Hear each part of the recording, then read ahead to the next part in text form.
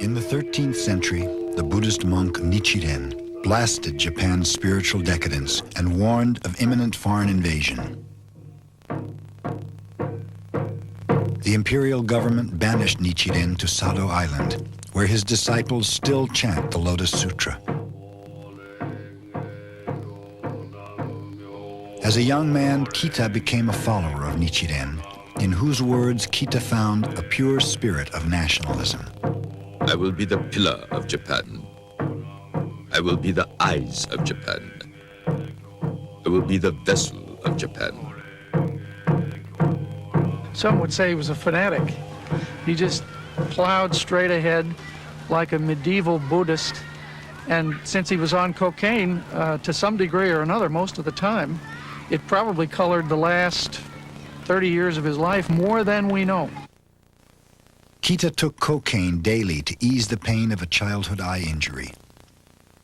By the 1920s, he was attending seances, seeing ghosts, and entertaining visions of revolution.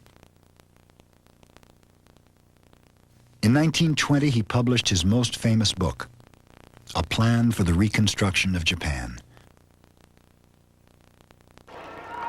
Much of it read like a leftist tract. It gave land to the farmers, profits to the workers, and broke the power of the Zaibatsu. But its inspiration came from a 19th century Japanese slogan, rich nation, strong military.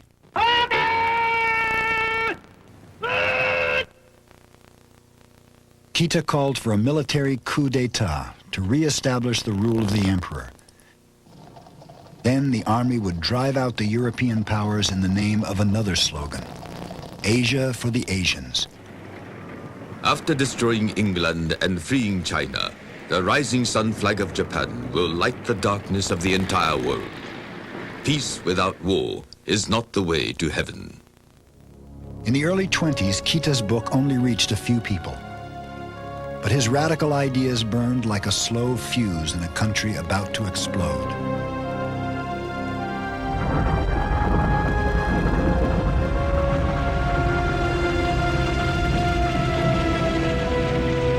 On September 1st, 1923, Japan's main island of Honshu was struck by a devastating earthquake.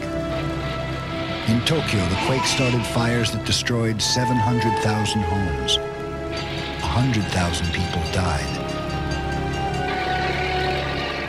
The terrible damage shook urban society. In the chaos that followed, wild rumors spread that Koreans and Chinese had set the fires, and that socialists and communists were using the disorder to start riots. Communism preached that workers of the world must unite. But Kita thought that the problems of Japan's poor and homeless could only be solved by a Japanese solution. Nationalism, not international communism.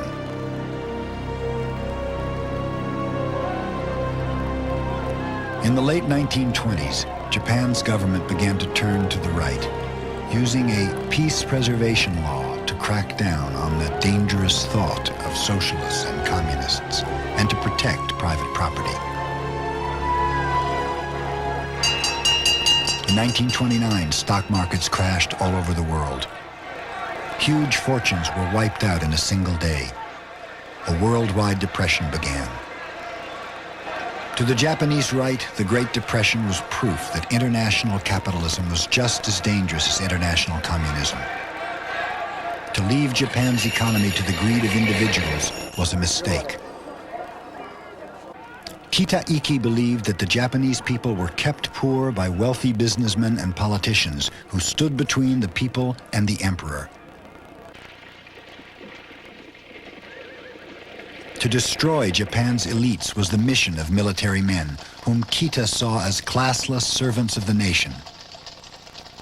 The Japanese soldier, the samurai in the late feudal period, was a pure warrior who worked on behalf of the whole country. Translated to the modern scene, that meant that the properly trained warrior would continue to work for the whole country, not for himself. Inspired by Kita Iki, Japanese nationalists sought to mobilize the country by invoking ancient cultural myths of the emperor and the sword.